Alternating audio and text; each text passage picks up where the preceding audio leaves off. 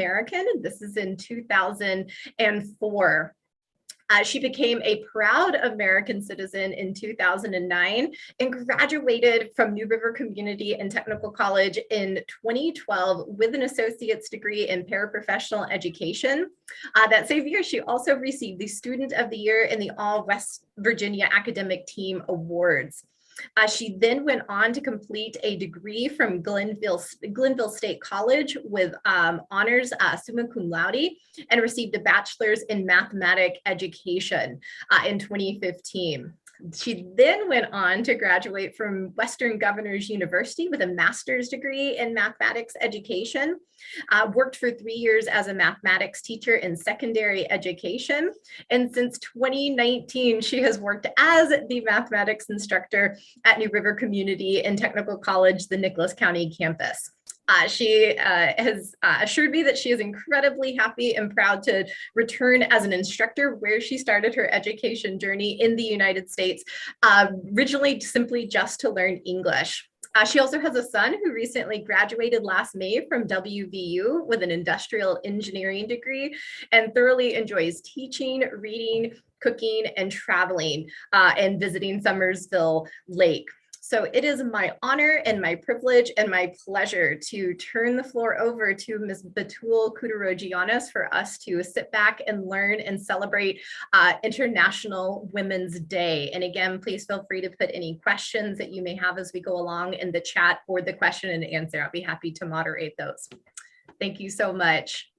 Thank you, Stacy. Hello, everyone. It's my honor to be here and present the 8th of March, International Women's Day today. Before starting, I would like to thank the New River Community and Technical College President, Dr. Bonnie Copenhaver, Director of Communications, Jenny Canterbury, Director of Institutional Effectiveness and Grants, Stephen Lasik, and Assistant Professor of History, Dr. Stacy Rajkowski, for their support and help for this webinar to happen.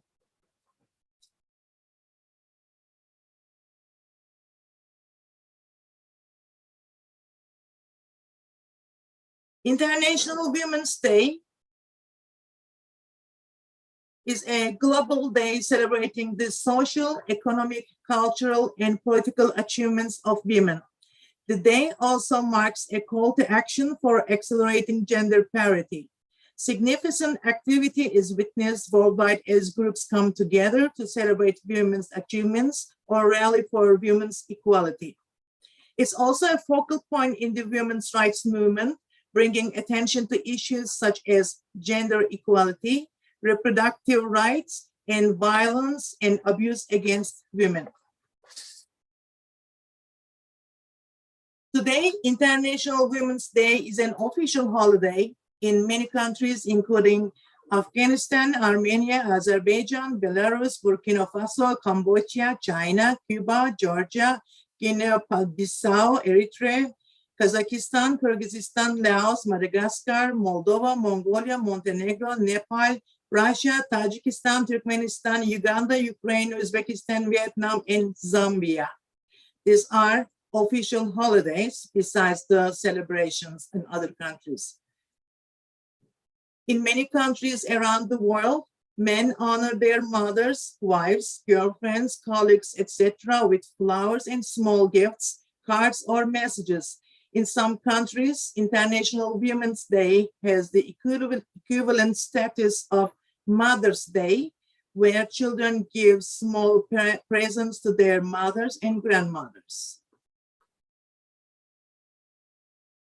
Though International Women's Day may be more widely celebrated abroad than in the United States, its roots are planted firmly in American soil. The origins of the holiday can be traced back to March 8, 1857, when garment workers in New York City staged a protest against inhumane working conditions and low wages. This movement continued and led to the creation of the first women labor union. Women became more vocal and active in campaigning for change as well. In 1908, 15,000 women marched through New York City demanding shorter hours, better pay, and voting rights. Teresa Serber-Malkiel was a Ukrainian-born American labor activist, suffragist, and educator. In 1909, as head of the Women's National Committee of the Socialist Party of America, she established an annual National Women's Day, which was the precursor to International Women's Day. The first National Women's Day was observed across the United States on February 28, 1909, and women continued to celebrate National Women's Day on the last Sunday of February until 1913. In 1910, a second international conference of working women was held in Copenhagen. A woman named Clara Josefine Eisner-Zetkin, who was the leader of the Women's Office for the Social Democratic Party in Germany, tabled the idea of an International Women's Day. She proposed that every year in every country, there should be a celebration on the same day, a Women's Day, to press for their demands. International Women's Day was the result of this conference in 1910. In following year, in 1911, International Women's Day was honored for the first time in Austria, Denmark, Germany, and Switzerland on March 19. 1 million women and men attended International Women's Day rallies campaigning for women's rights to work, vote, be trained, to hold public office, and end discrimination. However, less than a week later, on March 25, the tragic Triangle Fire in New York City took the lives of more than 140 working women, most of them Italian and Jewish immigrants. This disastrous event drew significant attention to working conditions and labor legislation in the United States that became a focus of subsequent International Women's Day events. 1911 also saw Women's Bread and Roses campaign. Bread and Roses is a political slogan as well as the name of an associated poem and song. It originated from a speech given by American women's suffrage activist Helen Todd, a line in that speech about bread for all and roses too.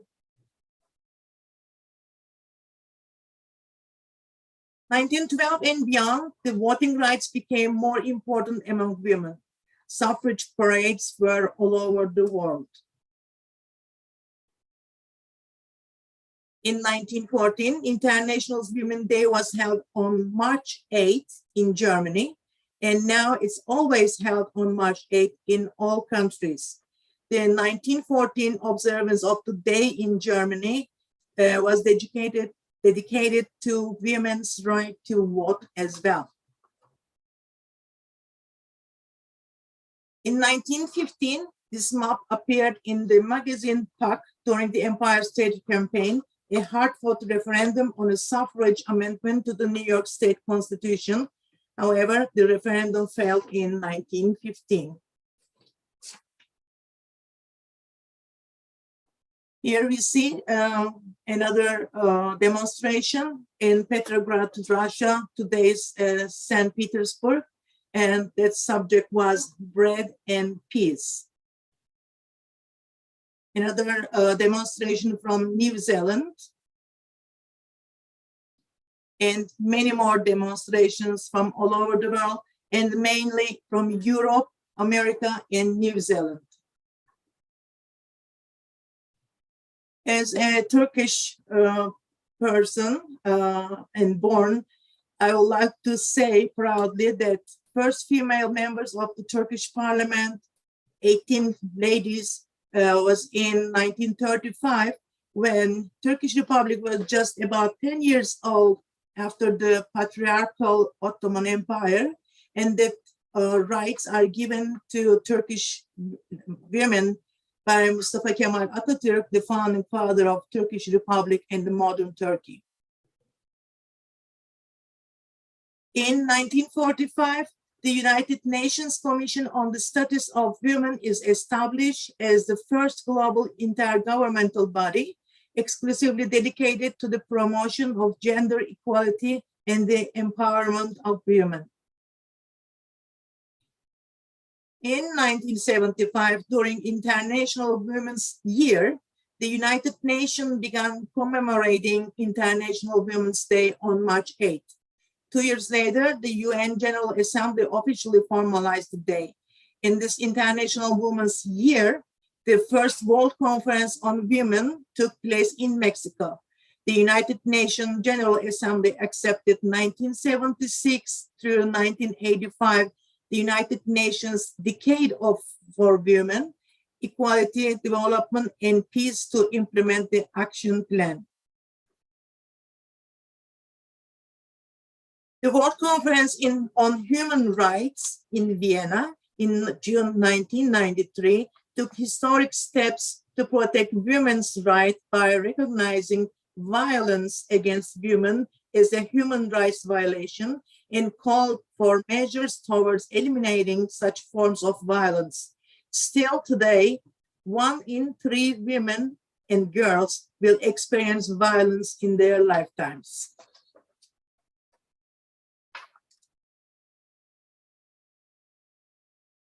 At the Millennium Summit in September 2000, world leaders from 189 nations adopted the UN Millennium Declaration. There were 8 time-bound goals, and the time limit was 2015. In the goal 3 specifically calls for the promotion of gender equality, and goal 5 on improving maternal health, and as well all other goals are helping women's rights.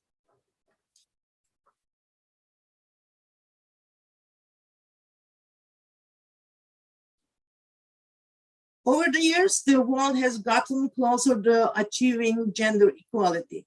There's a better representation of women in politics, more economic opportunities, and better healthcare in many places of the world.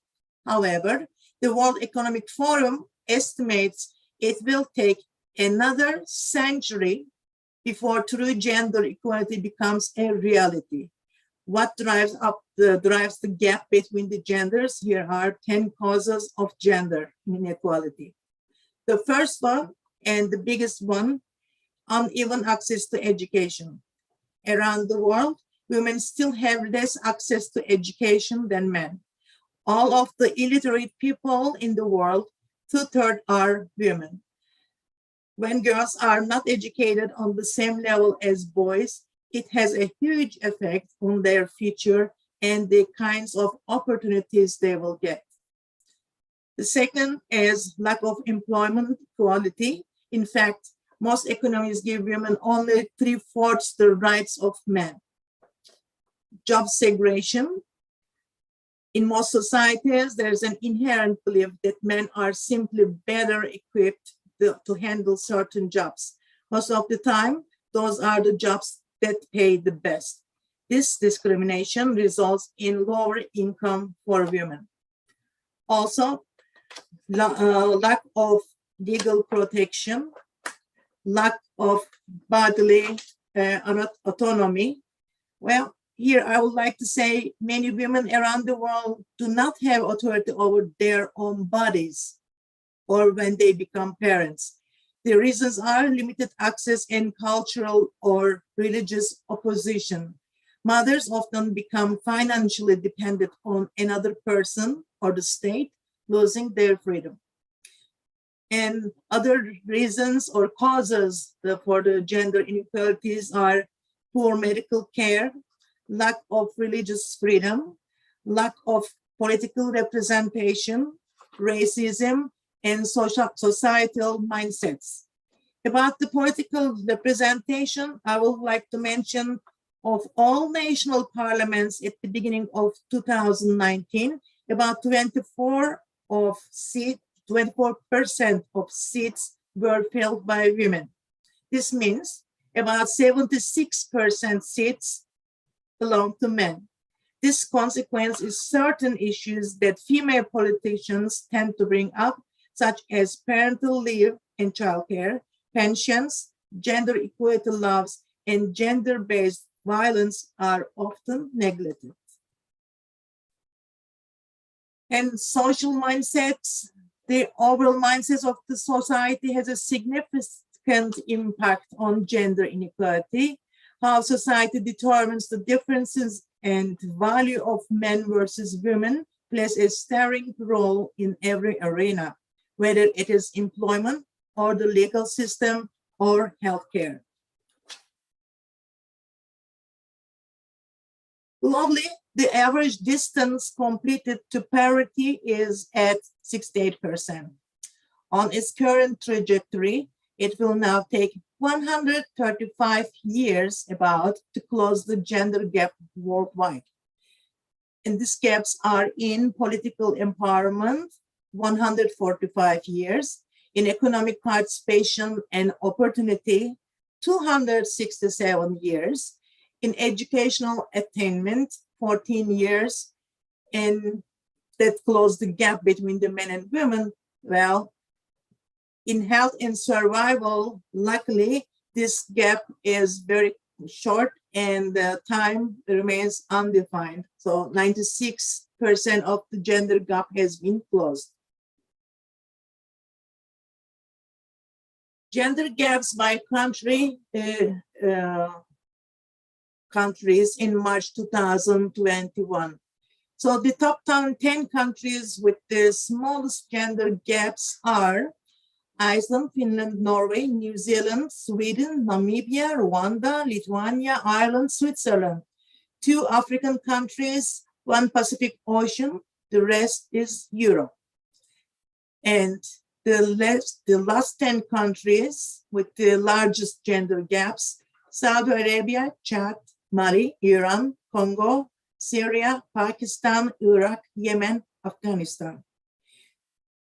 United States in rank 30, it is way behind because it's 76.3%.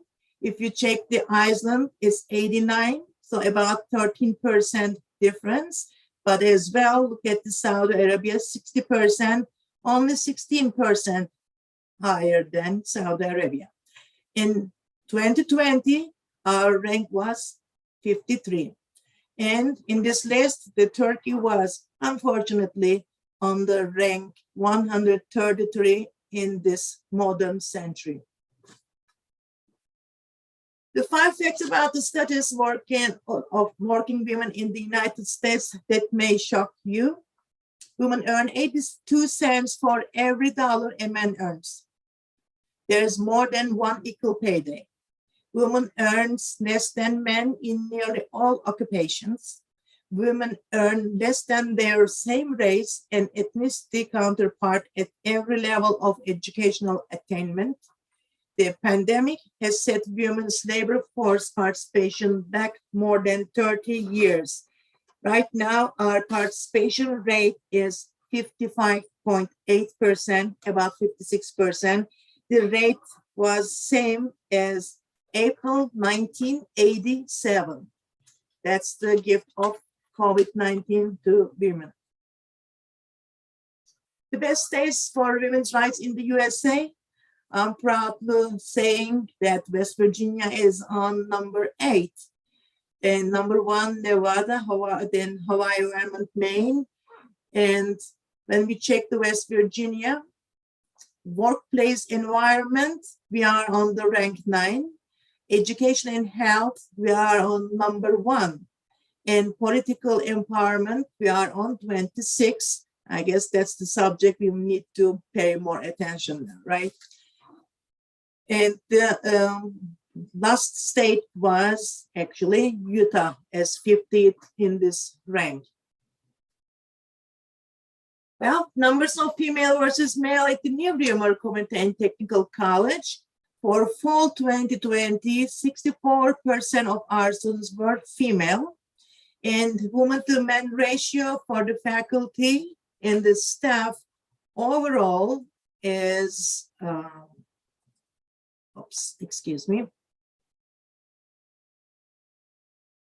can now go back. Let me read.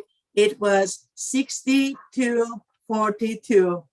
Sorry, here it is. 60 to 42 overall total, 60 female to 42 men. So we are proud with our college as well.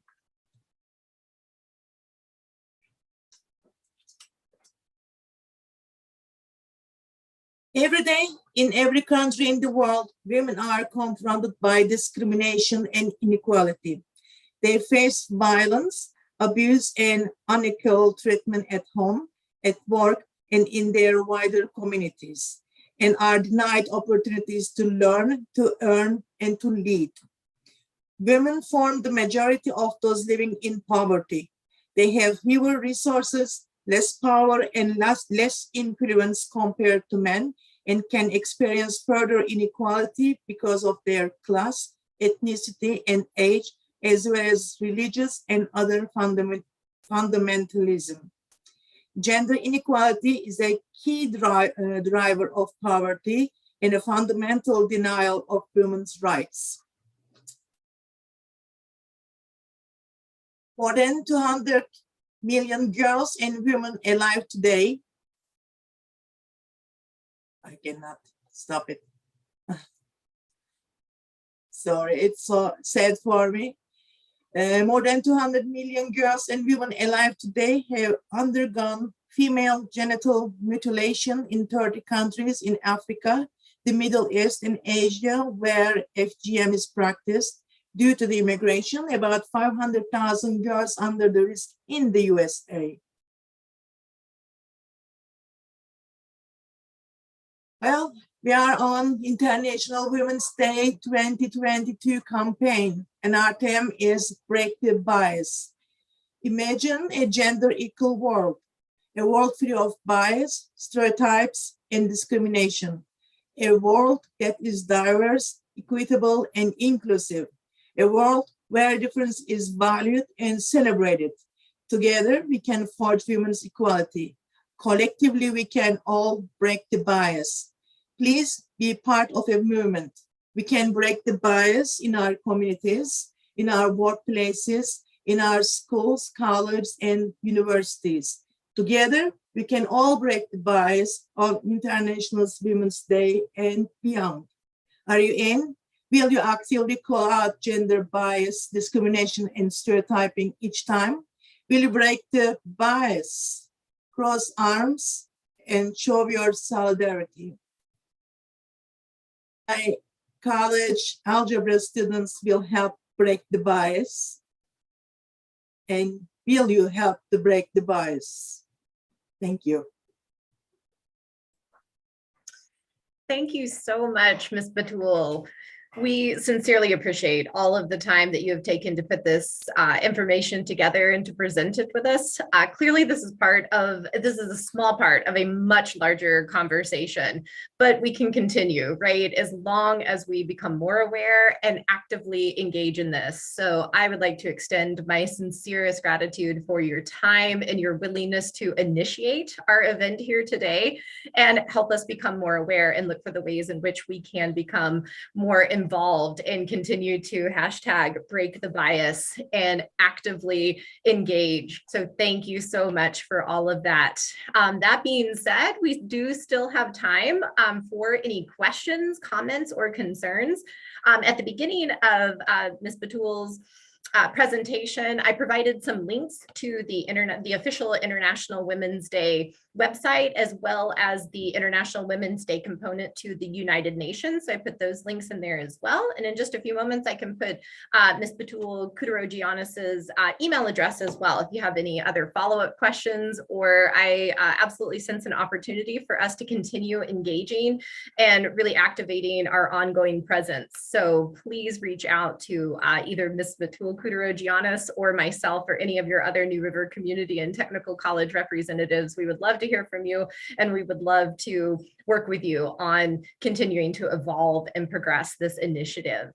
So I am seeing some activity in the chat, so I'm going to go through and see if there are any questions. Again, by all means, if there is anything that anyone would like to ask of Ms. Batul Kudarogiannis while we have an expert authority and a very active participant and very engaging presenter. Please, by all means.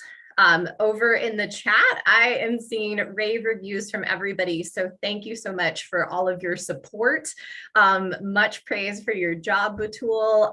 Much gratitude being expressed. Thank you for sharing. Great job. Oh, we do have a hashtag, break the bias. Excellent. Yes, thank you so much. Yes, lots of praise, great pictures. Enjoyed hearing about the other countries around the world. Absolutely. So I'm getting a massive amount of positive feedback. I'm sensing a lot of solidarity and support as well. There is one comment, shocked with the fact that our country's gender gap is not very different from that of Saudi Arabia. Proves that propaganda is real here as well, right? Going into the conversation about there's still being a lot of work to do, right? I believe I wrote down 135 years. We still have to work to close this gender gap. So something to be mindful of. And we have just a few minutes left. I'm still again seeing lots of excellent comments, lots of praise, wonderful feedback. One question though I have for you, Batul, how did you become interested in become so actively engaged in International Women's Day? We'd had the opportunity to talk about the International Women's Day originating in the United States, yet it does not receive much recognition. It does globally, but not in the United States. So how did you become involved? In Turkey, every woman are involved, even the men, because we are celebrating that day. As of this morning, all my friends are sending me, my family members saying each other happy Women's Day. So it was not something new to me. I came to the United States with this celebration idea. So I was wondering why we are not celebrating in the United States, because I have never heard, I don't want to say never, but barely I heard about anything to do Women's Day. So that's why I was asking you in our Faculty Senate institution, maybe we talk about it, and we end up with this beautiful webinar. Thank you very much for the opportunity. And one last word I would like to say, that the most important is the education.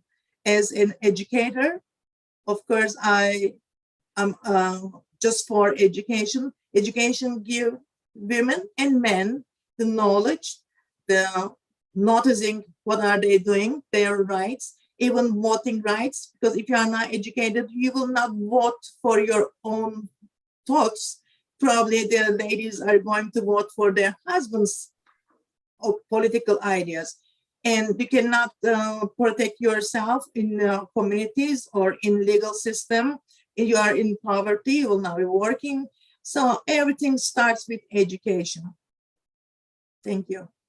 Thank you so much. I think that is as much as I hesitate to have to wrap things up, I think that is a good place to depart. Again, emphasizing not only awareness, but ongoing advocacy. So not only, again, thank you for sharing this and creating this opportunity for us to start this conversation and continue engagement, but we'll certainly look forward to growing this initiative. Again, worth noting that this was entirely inspired and initiated by Ms. Batul Kudarogiannis. So thank you again for all of your time. Thank you for everybody who was able to share this time with us today and celebrate and recognize International Women's Day. So thank you all. Have a great rest of your day. We'll look forward to hearing more from you soon. And don't forget, hashtag break the bias. Happy Women's Day. Bye. Thank you.